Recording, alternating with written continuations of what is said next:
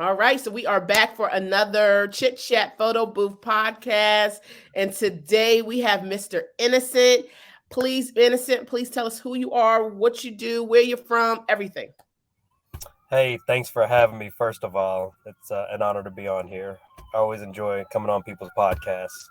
But yeah, thank you. My name is Innocent Malik, and I am the owner of Flash Party Photo Booth, based here in beautiful Austin, Texas.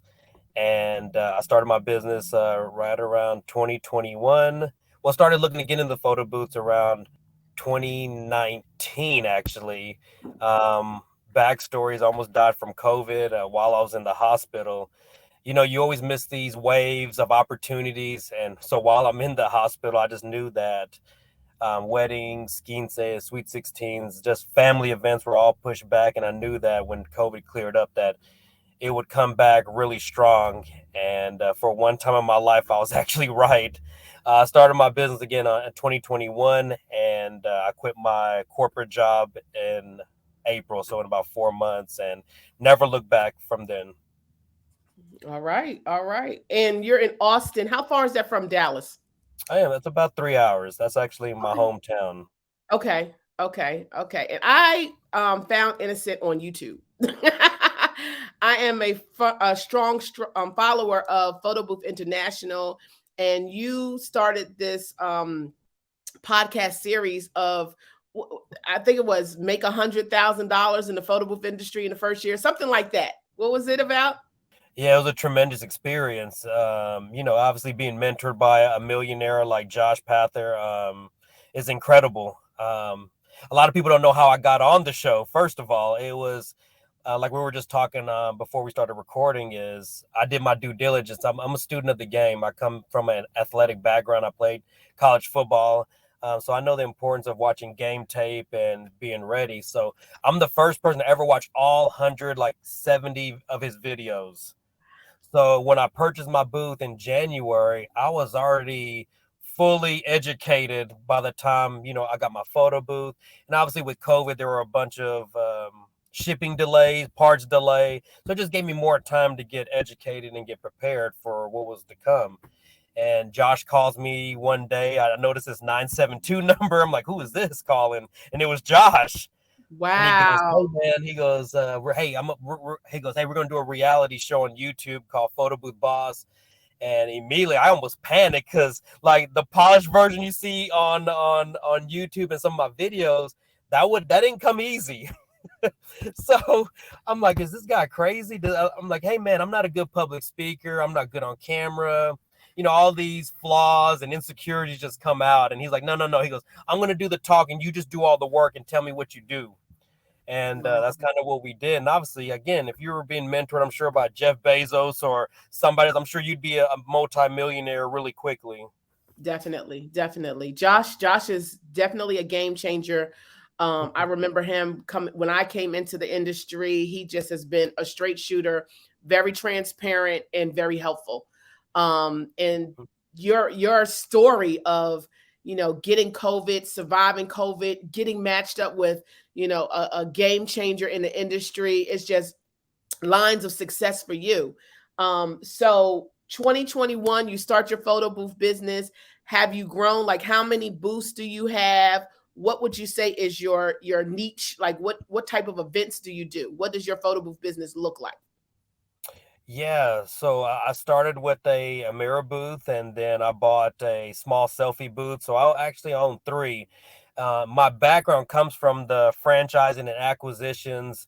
So in my head, it was always to scale. And how can I scale is always by adding value and helping people. And so yeah, so I got three photo booths. And Yeah. my intention was to grow by helping other people and making a kind of like a franchise model. So you have a corporate McDonald's, right? And then you have other franchisees that own it and they operate it, and you just kind of teach them and teach them your systems and process that you use. And that's kind of, so while I'm going through this journey with Josh, of course I'm taking notes and kind of writing down my game plan, my framework on how I would show someone else.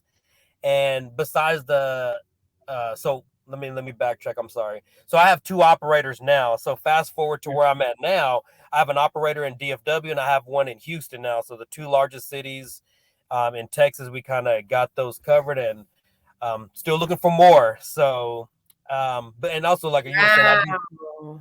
yeah. Yo, So that we're gonna stop right there because I don't think people understand what you're saying as far as an operator is not a photo booth attendant, correct? no, this is a person that's an owner, vested, operating under my legal entity. Wow. Yeah. Wow. So it's Congrats. Flash Party Photo Booth, DFW, Flash Party Photo Booth, Houston. We run under the same SEO. They under my website, piggybacking off that Flash Party Photo Booth, DFW, and so far it's working really, really well. Wonderful, wonderful. And what does that look like financially? Are they not considered partners? So they're their own entity underneath your umbrella. Correct. So I own a small partnership stake in it. Okay. Yeah, I don't Okay. know if you follow anybody follows me on Instagram. I always share Alex Harmozy. If you're familiar with him, he's $100 million CEO. He owns like a gym company or so, like a gym launch. Uh-huh. And what he does is they specialize in finding companies that are doing like 1 to 2 million, and they scale them up by taking a small percentage, obviously using their expertise and scaling up to like 10, 20, 30, 100 million, 200 million. Wow. That is excellent. That is excellent. And not a lot of people do the business the way you're doing it. So that's another Yeah. reason why I love this chit chat platform is because you get to hear different perspectives. Like everybody isn't doing the same thing. They are not. And you found an avenue that most people have not tapped into or want to, right? Because with that comes different types of headaches. Like we all have headaches. What types of headaches or what types of concerns do you have with your model? Yeah, I mean, there's always growing pains when you're starting something new and you're being a trailblazer. I don't know of anybody else that's doing what I'm doing. No. So again, Josh, he hasn't done this kind of model. He's like, hey, it was more of where I got the idea from is besides being in the franchise world is I was also doing the mentorship. Now, people were paying me $500,000 to mentor them and coach them, which I was very successful at it with not even having a framework, just using the same notes that Josh did with me. I did the same thing with them, made them watch Photo Booth Boss 1 through whatever it was, 1 through 12. Let's talk about this, this, and this. Let's do this, this, and this. And, again, a lot of people, they learn differently, right? Some people can watch YouTube and they learn, or you need a kick in the behind, or you need someone behind you to kind of, shrug you along. Let's go. This is what you need to do. Let's go. What are you doing? And the accountability piece. The accountability piece right now. Whereas, so when I was mentoring and coaching these clients all around the country, I was like, hey, well, what if instead we had a partnership and I own a small stake in their business and I help them scale it to over $10,000 a month? Right. Can I replicate what I've done to another city? And I knew I could. Yeah. And lo and behold, again, a gentleman reaches out to me on Instagram. And you got to be careful; those are fake accounts, and of course, They got 6 followers. yeah, or you could buy fake followers too. You know that. Yeah. So his name is Erickson, and 19 years old. He reaches out to me and he goes, "Hey man, I don't have that much money. I'm working. I'm a photographer, but I have an iPad booth." I'm like, okay. I said, hey, I got something for you. I think I can help you because of my, like you were saying, the partnerships I've developed in the DFW with PBI being there. I know a lot of people there that I could sub out events to, and that they're just not as educated on Facebook ads and Google and all that. So there's an opportunity right there to make money. So back, most people don't know this. 6 months in, I was selling booths with Josh. And Okay. there was a client in Los Angeles that wanted to get out of the business. He texted me same time this is going on. He goes, Innocent, I want to sell my photo booths. Do you have a buyer? And I said, you know what? I do have one for you. So I called Eric. I said, Erickson, you will not believe this. One of my old clients is selling his large mirror booth and a selfie booth, just like I have. 2 printers. So he goes within, a couple weeks of knowing me to having a full scale business now. So Carlos drives down from LA to Dallas because he has family there. We met at an Airbnb, and I'll never forget the day. Erickson was there, and he got what do you call it when you're ready to buy? Buyer's remorse. Yeah. Oh man, he was scared. He was like, oh man, there's some scratches on there. I don't know. I'm like, bro, sign the paperwork and buy it. And you'll never get a deal like that again. No. Anyways, it was a payment plan, a down payment with a payment plan. You'll never get that. And he's doing it because he knows me and he trusts me that you're not Right. going to screw him. Right. Right. So anyways, we did that, and he started end of July, and his first month, I think it was around 1,700. What was that? July, August, he did around 3,000. September, I think he did a little right under 8,000. Wow. So yeah, so Good. with that Quickly success, build that way. Because most yeah. people don't. I didn't. I came in. I little by little, little by little, little by little.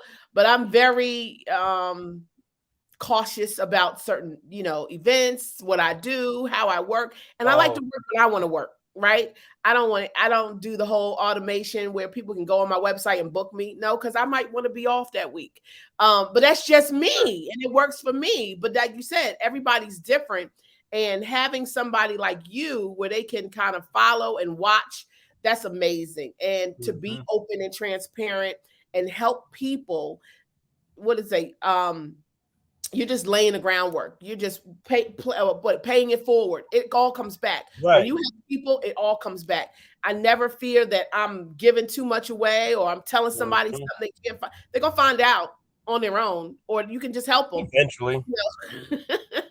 Yeah, and I remember what what I'm not gonna act here like I'm all polished up, but one day I was mad. I'm sitting on the patio drinking a glass of wine with my wife. We always kind of debrief what's going on. I'm like, man, there's this guy here with the same booth as me doing it for $400 with this package, the best package, and I'm over here Right, trying to charge 1,000, 1,500. right. She was like, shoot. She goes, you need to use him. I was like, you know what? That's a good idea. I'm glad I thought of that. It's a lot of people out here doing that. It's like, It why are is. you giving all this away? Yeah, I'm going to Right. use you. Or they may have something that you don't want to invest in. Like I'm not a fan. I love the Vogue booth. I don't Mhm. want to put it out there. I don't want to put it together. I don't want to house it. I don't want to put the roof on the top. I don't want to do any of that. But I would like to sell it to my clients. So, Sure. like you said, you partner with people that have or do things a little different than you or the same as you so that you can grow together. So I'm all for that. Definitely. Yeah, Definitely. definitely, right? Where they're not advertising. So do you want to just sit at home, make no money, or you want to make some money? Some money. Yeah. So Exactly. that's why I make sure it's a win-win situation. Like, hey, I got this client. What would be the amount to get you out of bed to want to go do this? And you'd be surprised what some people say.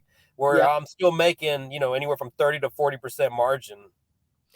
Right, right. So what we do here, I'm in the DMV area of Washington, D.C., Maryland, Virginia, Mhm. and I live about two and a half, well, not two, about an hour and a half to 2 hours from DC, depending on traffic. So Sure. sometimes, like you said, I don't want to get out of my bed and drive to this event. So I partner with other photo boothers that are closer to DC, Northern Virginia, Maryland, wherever. And like you said, what would it take to get you there? I present that plus my take on it to the client. If it's a go, it's a go. If it's not, okay. But most times it's a go, and then we both benefit from it. Yeah, definitely. It's always good. So I already know the answer to the question. Should you start a photo booth business in 2023? What do you have to say to the people? Yeah, of course. Unless weddings, quinces, birthdays, social gatherings abruptly end, yeah, then don't do it. But I don't see that happening not until the end of time. Yeah, we got another 100 years before we could see another pandemic. But Right. that was, it was hard. So going into the pandemic, I started my business in 2013, and so to have everything wiped away in a matter of 2 weeks it Hmm. was heartbreaking, and a little bit depressing, and had to quickly start moving my mind around. How am I going to keep my business? And survived. I transitioned to virtual. I stayed at home, didn't spend a whole lot of money, took well advantage of all of the government help. And, Right. we are 2 years later and we're doing quadruple the business we did before the pandemic. And so with you, I would say the same thing.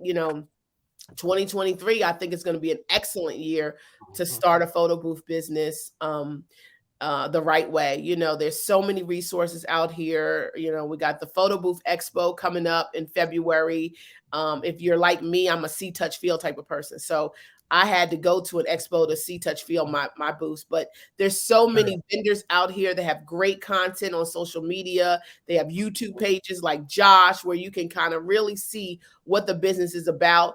And as Innocent said, he did all his groundwork, his what he said, studying of the game beforehand. So if you are thinking about it, don't waste too much more time. You need to start looking into starting the business sooner than later. And one of the other things that, you said you could talk about is the 5 things that you need. What are the 5 things that you would suggest this person that is getting ready to start their business? What do they need to have to start this business?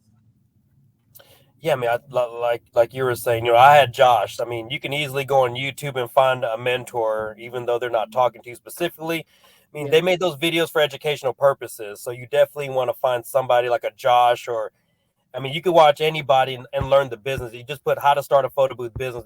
There's a lot of people on there that you can do that. Obviously, number 2 is, I should have wrote these down. I apologize. Number 2, I would say, I'm writing them down for you.